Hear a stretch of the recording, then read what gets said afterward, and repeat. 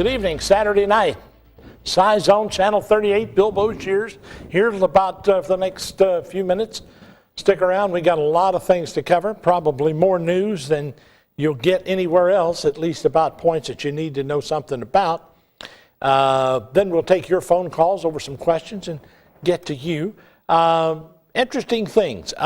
People asked me today, I was doing a conference call today, and somebody asked me if I would fly someplace, and I said, no, I really would probably just drive. And they said, do you feel safe flying? And I said, well, yeah, relatively. Why? Said, well, we didn't know if you'd seen it. And they sent me the story. It's in the Chicago Tribune. O'Hare, apparently, undercover investigators smuggled decoy explosives. I don't know what the hell is a decoy explosive. It's either a replica of an explosion or explosive device. I guess that's what they did. Anyway, these undercover investigators, how do you do that? Do you dress up like an 80-year-old woman to smuggle this on board, or do you dress up like maybe somebody in the Middle Eastern descent would look like, causing them to look at you? Well, that'd be profiling, and I guess I just should tell you the story. Anyway, the O'Hare International Airport, at an alarming rate after 6 years, leading to calls Thursday for better training, security screeners, higher job performance standards, and harsh consequences if failure. Yeah, I could imagine there'd be harsh consequences if you failed to catch the smuggler trying to get a bomb on board. I guess that's what they're doing. The criticism came after the government report heightened concerns about security of the 2 million airline passengers who travel each day in the U.S. Found the screeners at O'Hare, and let me give you others. There's others here. San Francisco had a failure rate of about 8. TSA found 80% of the phony bombs that the agents tried to bring on the plane. Well, guess what? Los Angeles found 75%. Does it take more than 1% to blow something up? I mean, where do you have to go with this? Anyway, the other part of this story tonight, a little further away from home, and I'm always impressed with people who write stories about stuff that's happening in other countries and they haven't been there. The Baltimore Sun decided to publish a story that was published by U.S. News Report, a new U.S. report, I should say, that said, despite the hopes of the U.S. military, the surge in Iraq would encourage economic and political hideaway. It has sapped the strength of the insurgency and so forth. Now, if everybody was writing this and everybody had it, all the things that would go on in that surge is happening outside the green zone. I wonder if, I don't know, I just wonder if that's fair to people sending me email here tonight. I just wonder if that's really fair to the people outside the green zone. Most of the problems being reported are in the green zone, where all of the military, they said something here about to withdraw the troops would produce an open battleground of ethnic cleansing in some Baghdad neighborhoods and elsewhere in Iraq. Well, and the troop surge, here's some good news. It says the troop surge is temporary. About that. With the first of the reinforcement units scheduled to leave Iraq before Christmas. That's kind of neat. be home for Christmas. Anyway, it's reported, and I don't think that the people reporting this understood that the news reports of people being bombed and blown up are inside the green zone. Go figure. By the way, we've heard George Bush, will somebody go over and wake him up tonight? This is for him, particularly George. There was, this came out of the UK, the newspaper here. They printed this story.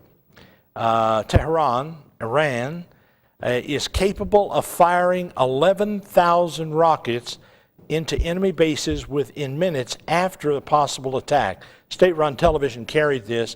The Revolutionary Guard Corps commander said that. The embassy bases and position have been identified.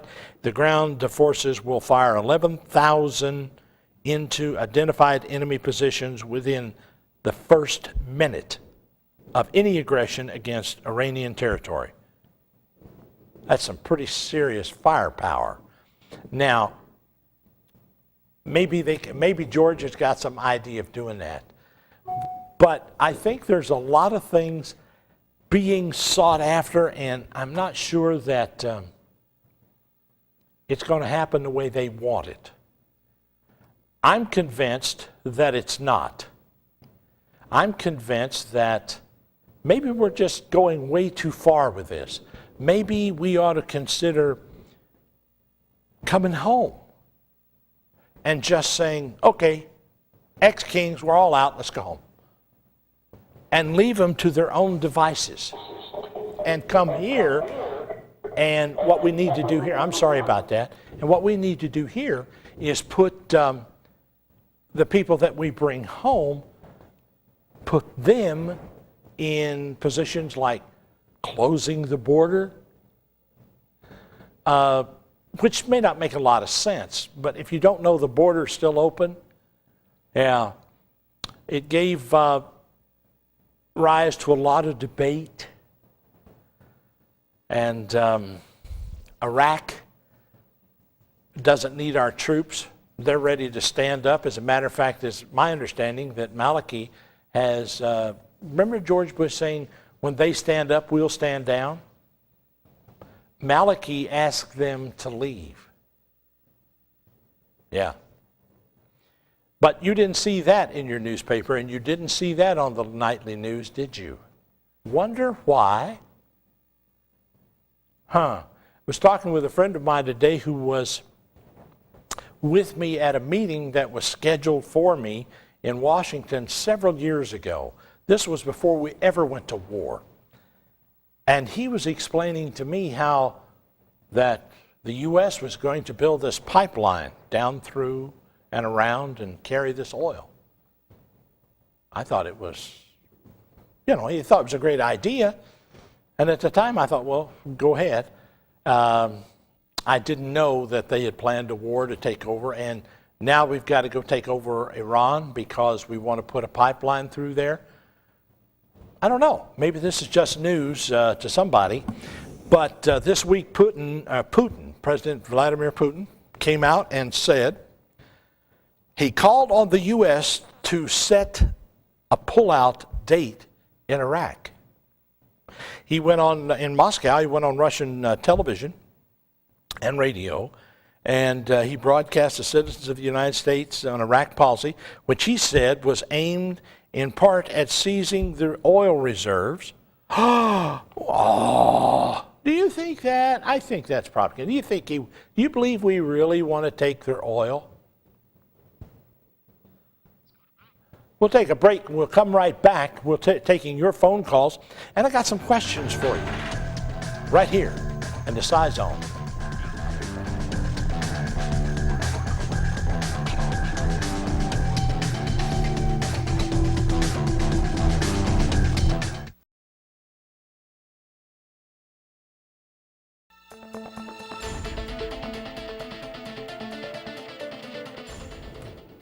Bill Boshear's taking your phone calls now. We'll do that the rest of the night. I got a couple of emails from people saying, Bill, we really appreciate the show. Glad you're doing this. We try to get in and we can't. We've got lines open right now. The telephone number is 381-3800, I believe. Is that correct? I think it is.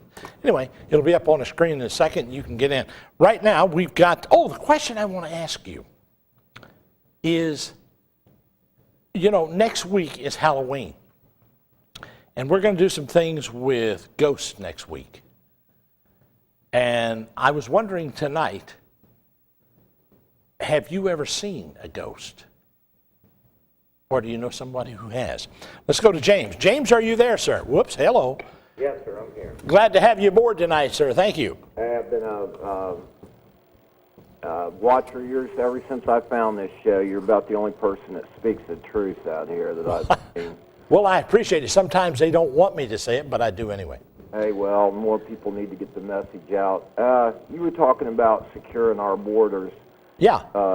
As a honorably discharged veteran, that was one of the first things that we should have done once I agree. we decided that we were going to have a war on terrorism. I could never figure out why we didn't. Well, it's insanity. You don't leave the castle and leave the drawbridge open over the moat. It's just insanity.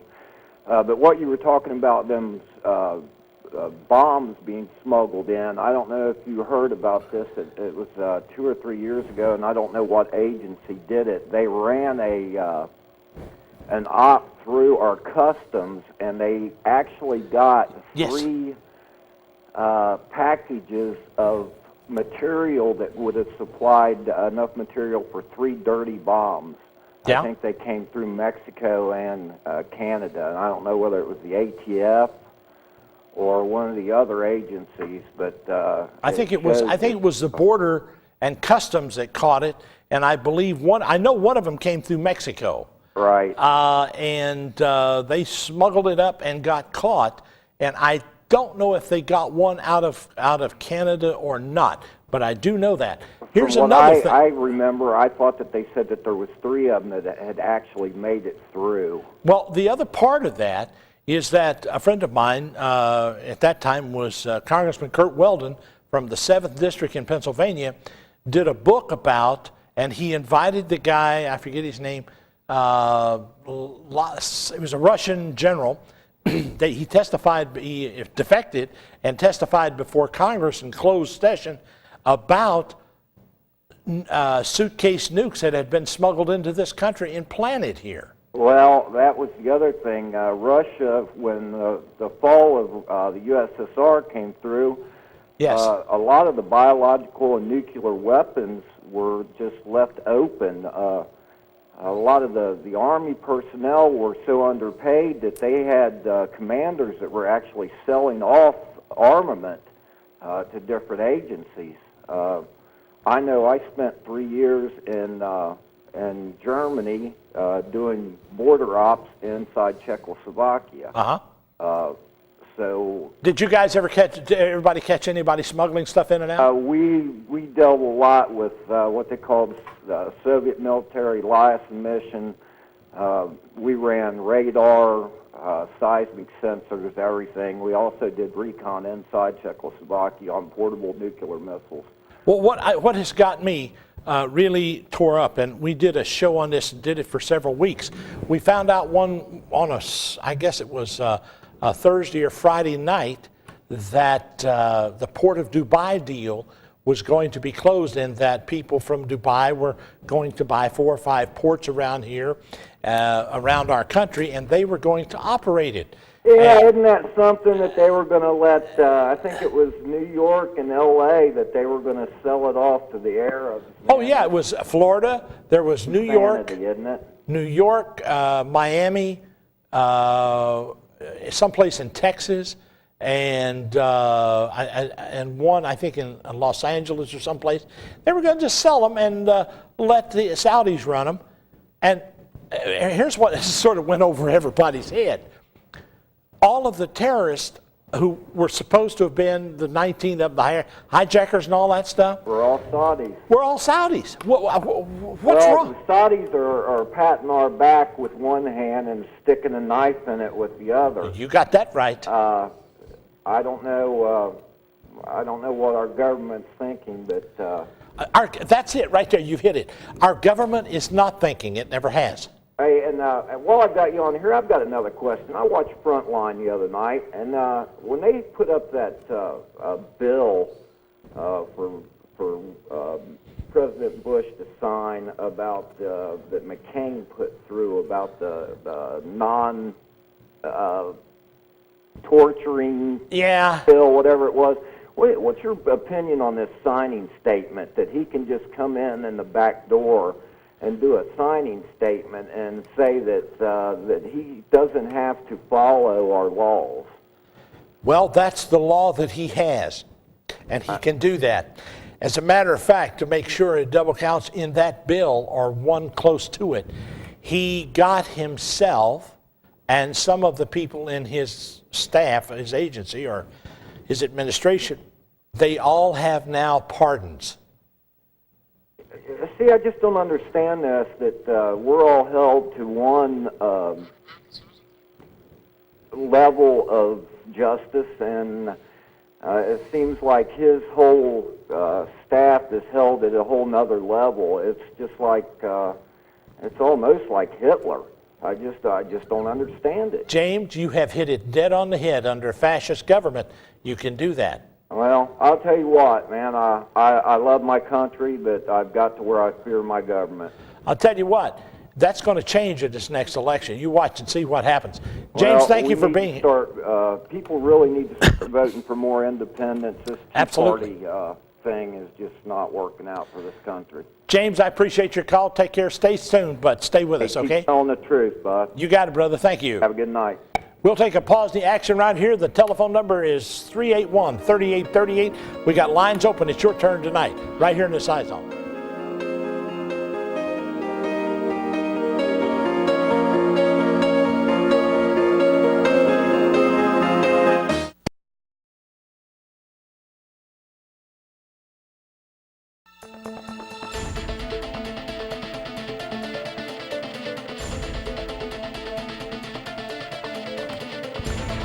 By the way, the telephone number is 381-3838. Bill Boshears with you now, taking your calls live here. Let's go to Eric. Eric, you're on the line. Oh, how you doing, Bill? Doing well, sir. Glad to have you aboard tonight. Glad to see you again on Saturday evening. It's good to be back. Yes, sir.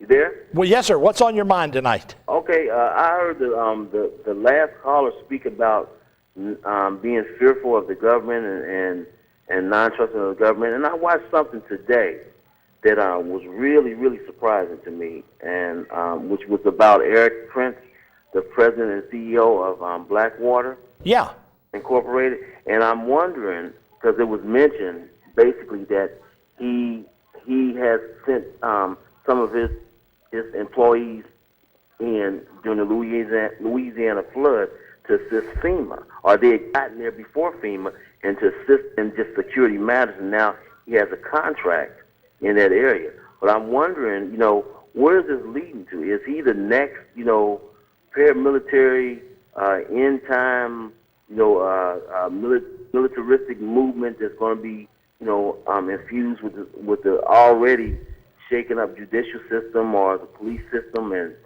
I'm just looking at where does he fit in all the chaos that could be coming to this country as a result of the different leaders, so-called leaders, congressmen and senators, that are seemingly botching the job in this country. Well, they've obviously botched the job. Anytime you start hiring mercenaries to do your work that the Army heretofore has always done, you're running into a problem.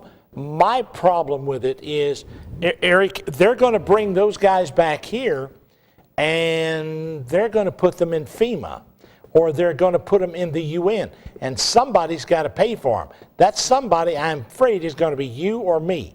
Now, when you have black ops working inside the United States, they are not accountable to anybody.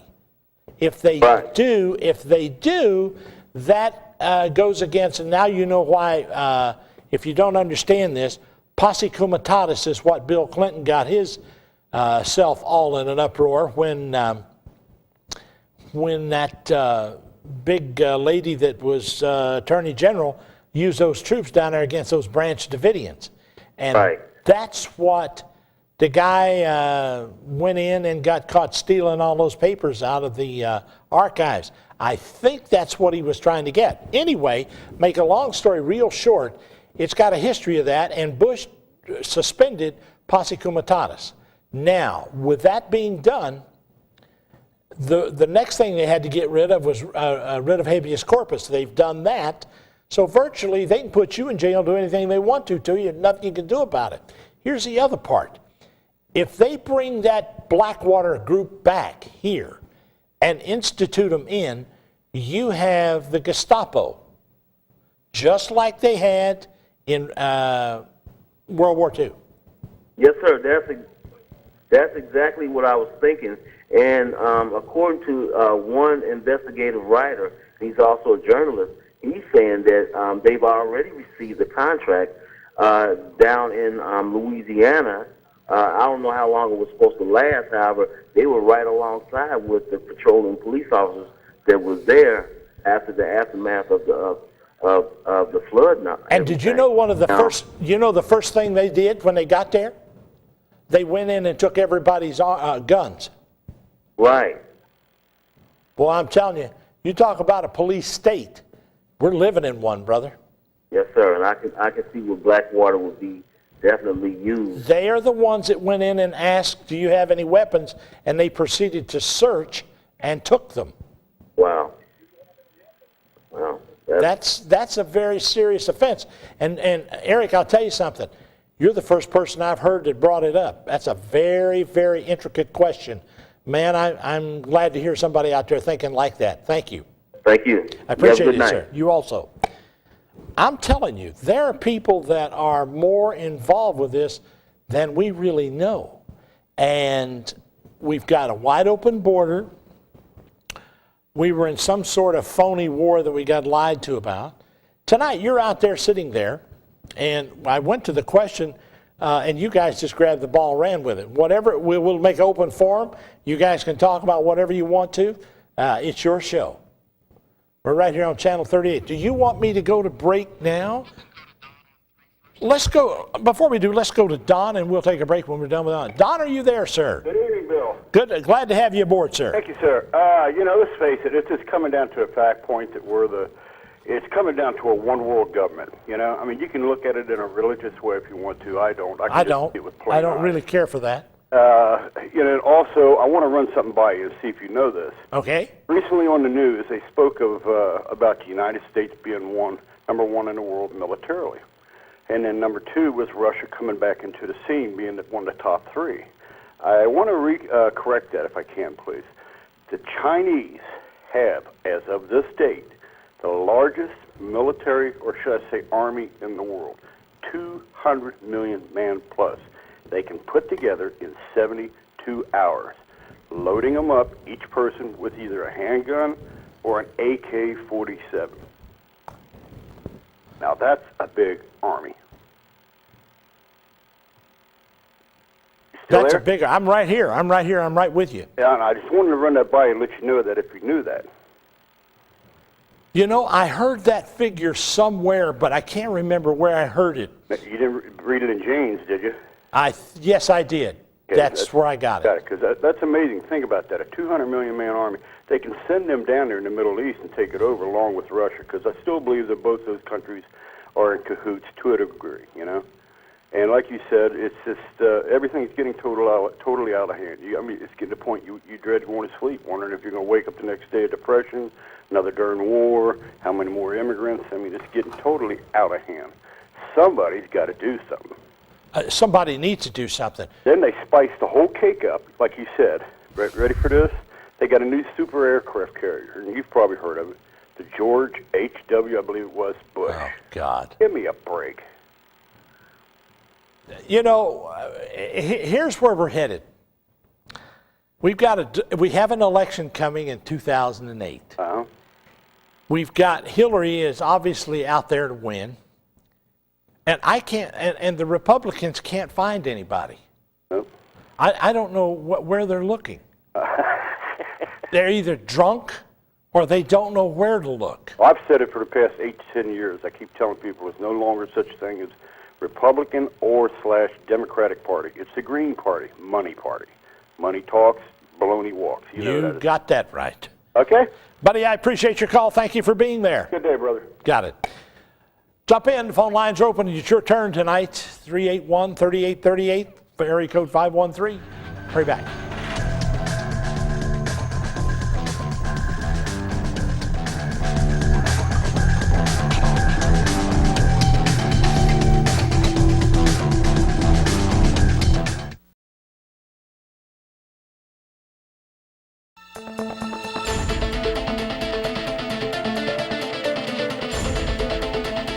Bill Boat's here in the Scizone tonight. If you'd like to email me, you can. Scizone at WBQC.com.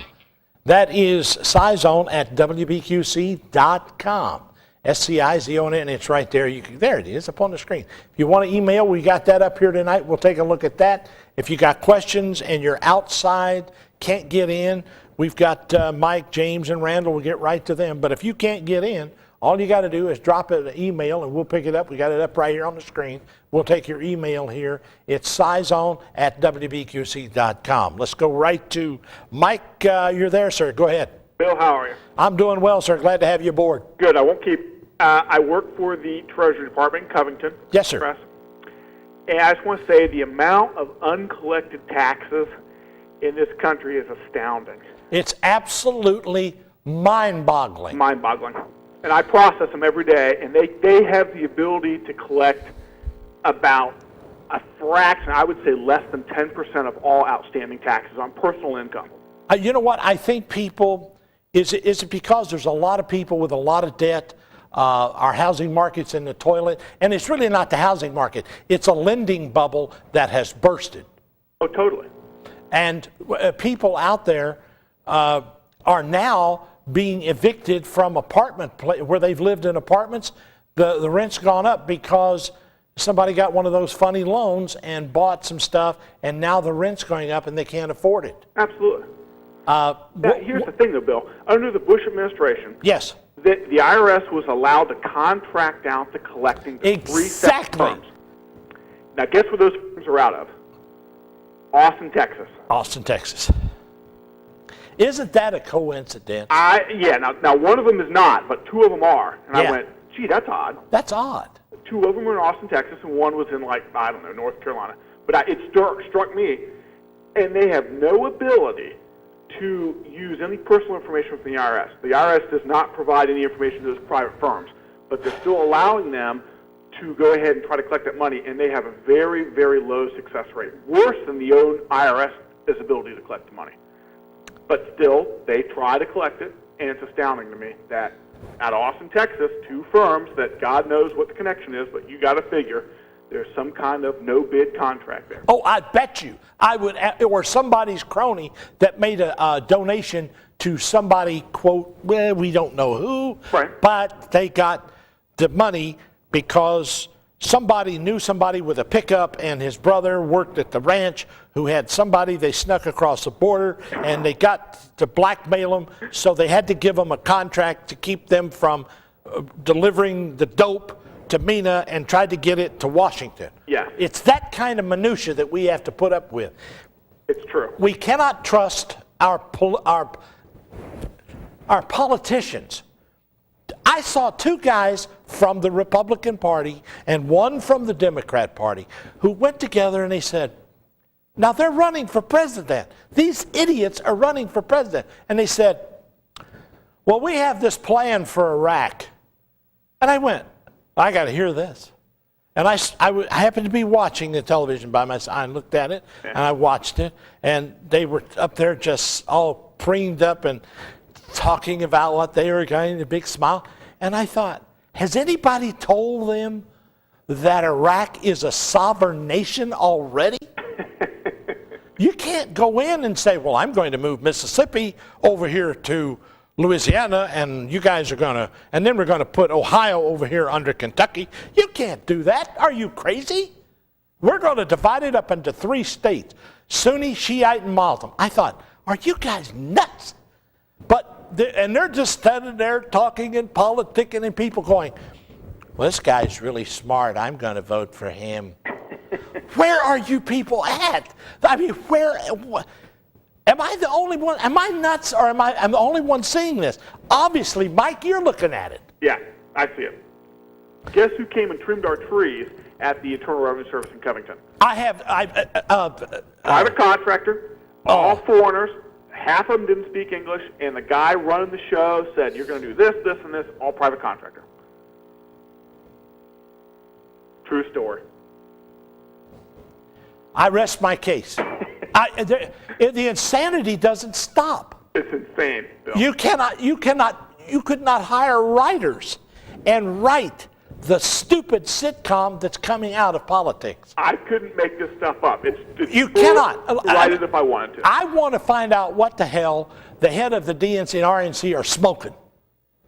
You've got hundreds, just like everybody jumped up at one time and said, I'm going to be a Democrat candidate. Yeah. And then the other group got up and said, we're Republicans and we're going to be a candidate. And we've raised $4. Right. And then all of a sudden, Mike, you don't hear anything about the issues. Nothing. I have to back up on that. I made a note today because I looked at Hillary Clinton, her health plan. You'll appreciate this, Mike. All right. Her health plan mentions diet and exercise 1 time and drugs 14 times. Drugs. Right. So I'm guessing that Big Pharma got just what it wanted in that one. Right. And by the way, Duke University, I watch these commercials about depression and, oh, you're just depressed and you can't find yourself unless you take our stuff. If you get on this, you can do it. You can manage to cope and wipe yourself and comb your hair and maybe get along. The pharmaceutical companies have a plan for everybody, Bill. I'm telling you, and what the Duke University research showed that the one thing that works for depression is exercise. Go out and do something. Go off your dead ass and do something. Gets released. But nobody wants to do that. No, I'd rather take it. Work. I'd rather take a pill because I'm depressed. I can find my pills, but I can't find some place to walk. Right. It might kill me out there. I'm paranoid. Yeah. 20 minutes of increasing your heart rate, and you'll be elated beyond words. I'll tell you, I would be afraid that the people I know that are on Paxil and Zoloft and Zamazanga Banga or whatever the hell it is, right, if they all started exercising, what the hell would we do with all those excited people? The drug companies sure wouldn't make any money off them. Well, see, we can't have that. No, we can't have that. And they try to hide the fact of the high suicide rate on people on Zoloft and Paxil. Oh, have you heard now that the killer staph infection is here? And you know what our illustrious government told us to do? They said, you need to wash your hands. Better hygiene. Huh? Yep. Yeah, that was a big thing in the hospitals. You guys going to wash your hands before you cut me open here? I mean, I'm in here. You going to wash your hands before you come and repair that plug in my... What are you going to do? Not the over-prescription of antibiotics. Oh, no. Push, and say just prescribe it for virus or bacteria. Doesn't matter. Just prescribe it. And then, by the way, in the history of our country, we've got Alzheimer's, we've got ADD, we've got ARD, and all this other stuff, and little kids messed up. Right. It's a shame that, Mike, you and I are sitting here tonight talking about it. We know the problems. It's just a damn shame that you haven't heard, nor have I heard any political candidate mention any of that. Oh, no, because they're bought and sold by pharmaceutical companies who make the largest contributions. Mike, thank you for your input. I appreciate it. Join me again, please. I need you. I'll talk to you soon, Bill. You got it, brother. Thank you. We'll go to break and come right back with more in your calls.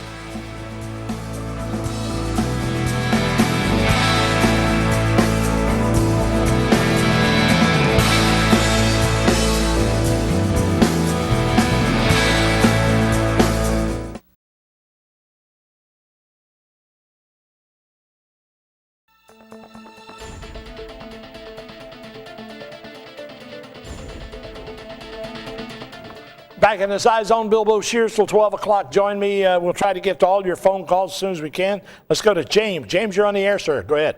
Yes, Mr. Boshears. I'd like to thank you on behalf of the younger men of America for having the gumption to talk about some of these important things. At 25 years old, I don't want to bring a child into this world. I don't blame you. I would be afraid, first of all, that maybe the Democratic Party would send it some antidepressants to deal with the fact that... Well, if it goes to school, there's a good chance that if they do... might be blown away. The school will make money off of it if they get it on, Ritalin or something like that. They make money off that. Did you know that? Oh, I know that.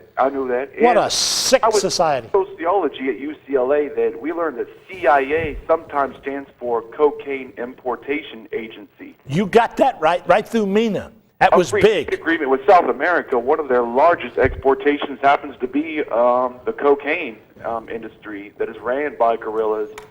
And I believe... Now you know why we don't want the damn borders closed. Are you nuts? I mean, we'd have to... What would they do in Washington? Oh, my God, my source is cut off. I'll have to do some work, These people running my country into the ground... I want to know. I know now what they're on. They're on dope of some sort. They're ruining my You cannot act that stupid. They're ruining our chances, young men who are responsible, who do work daily, who do keep a home, to really prove that we'd like to have a large family, that we like to have sons and daughters. And that's all I called to tell about, was that I hope that the school systems really get a hold of the youth, that when all these drugs do come back into my country and this Great Depression does happen, that we need to all rise as one. Well, I'll tell you what, when we get done lying to people and we get Bush out of there, we got to be careful who we put in there. Hillary's already talking about, well, it might be as long as 2013. They're now making money off the military-industrial complex. They're giving them money here. Go run. Who take care of us? Go run some more. Unbelievable. Hey, I appreciate the call, Mike, or James. Thank you so much. Wonderful evening. Bye-bye. Let's go to Randall. Randall, you're on the air, please. Okay. I've heard you and several of the callers talking about some very, very close parallels between Hitler's Germany and fascism. And what I am wondering, has anyone actually done a bullet point spreadsheet and drawn, a parody of like Reichstag to our... Oh, yeah. It's all over 911.org. They did that. One guy did it. He put the timeline up and all that stuff. It's all on the internet. Man, you can go dig that up in a heartbeat. Great. Eisenhower warned us about watching out that our military-industrial complex doesn't take over.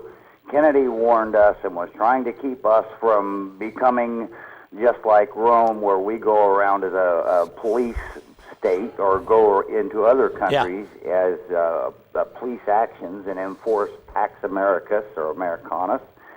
Our government refuses to perform their legitimate functions like protect and defend our borders, but they are engaged in systematically dismantling our Constitution. We appropriated a fence.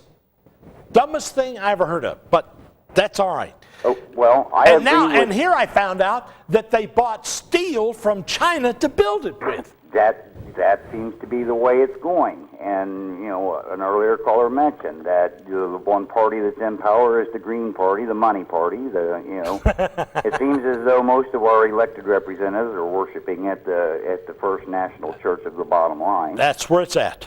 And what can we do? I'll tell you what you can do. And this is how you start. And for all of you listening, go down Monday and register as an independent.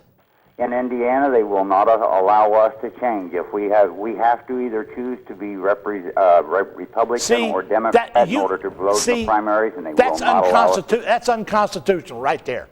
How come we? But the Constitution is only a document that they wave around when it fits. When it fits their need. Denied those. Right. Bush called it a GD piece of paper. Get it out of his face. I rest my case. I would leave Indiana. That's what I'd do. If they told me I had to vote one way like that, forget it. Well, I'll tell you what, do. Just vote independent. I will. And then what you do is you vote for all the independents. Anybody except who's in office, whether he's a Democrat or a Republican, vote independent. You'll solve the problem. And by the way, I'm not the only one saying that. Lou Dobbs said that last week. Yes. Well, and Moyers did a good thing about Blackwater. You were talking about it earlier. Yeah. They are going to be our Gestapo. I hear that they've already, been given a green light, and they haven't started yet, but will be starting to fight our war on drugs here. Oh, yeah. We know how successful that'll be. To not take it too lightly when our government tells us we're going to declare war on poverty or declare war on drugs. But the trouble is they always start with the people. Because that allows them their extraordinary powers, and they just keep making them even more extraordinary. And can we stop them before we do wake up with a private Gestapo army disarming us? You got it, Randalls. Take care. Stay tuned, will you, brother? Thank you. Thanks. Let's go to a break. We'll be right back with your calls. We got a line open. Jump in.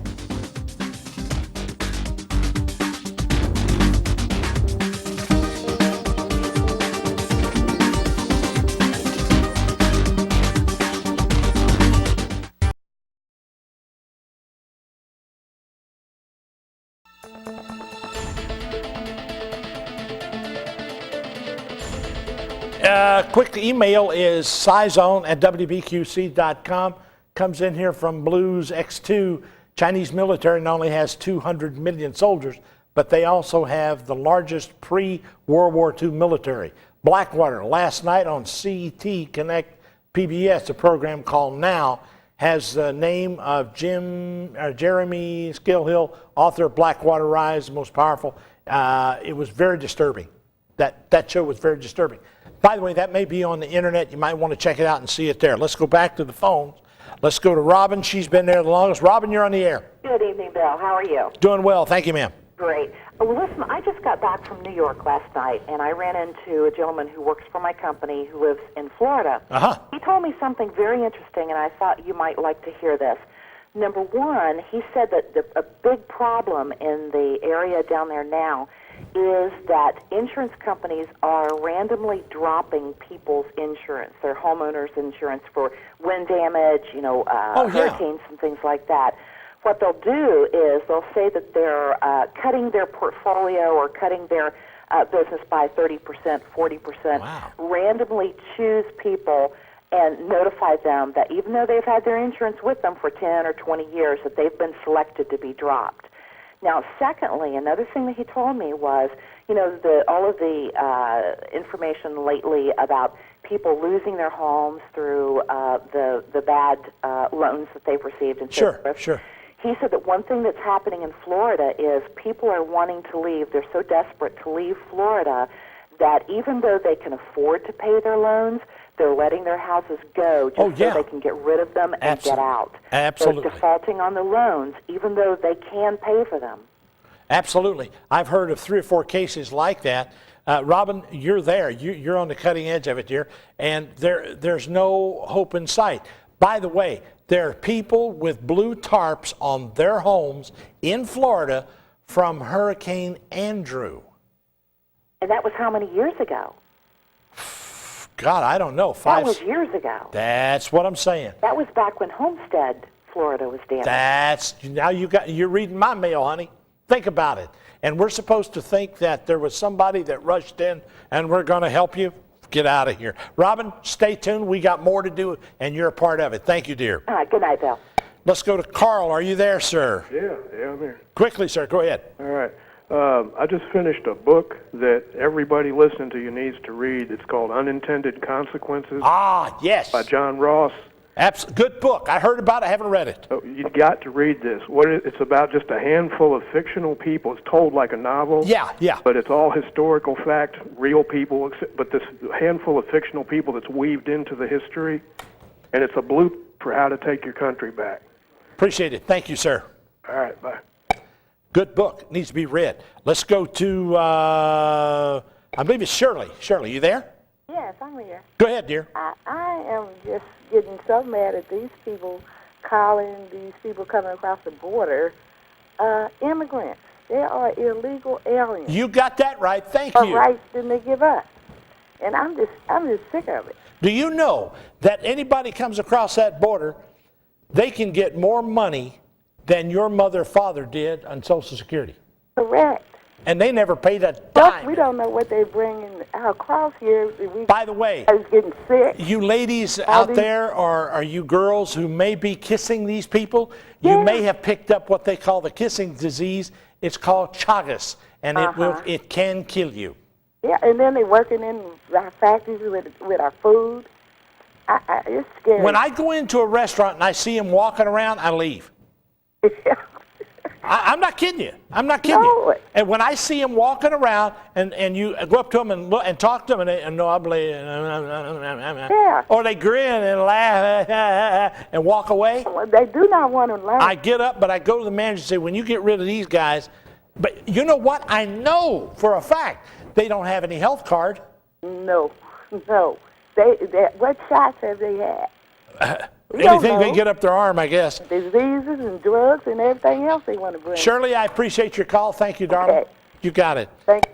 We got calls here. The calls are still coming in. I'll tell you what I'll do. I'll stick around and answer them.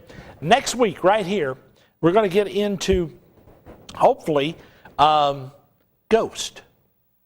We're going to talk about some research that was done. And the reason I bring this up, somebody said, why don't you do a show on Halloween? It's a good time to do it. But Halloween, I'm going to show you how to find a ghost. You may have one in your house and don't know it. We'll give you the characteristics and the signs, and you'll be able to find out if you've got a ghost in your house. You got any cold spots in your home? Does it suddenly get cold in a room where you are with no reason for it? We'll give you ways of looking at it and measuring it. You may want to join us right here in the Scizone, 11 o'clock. Tell your friends and bring them along right here on 38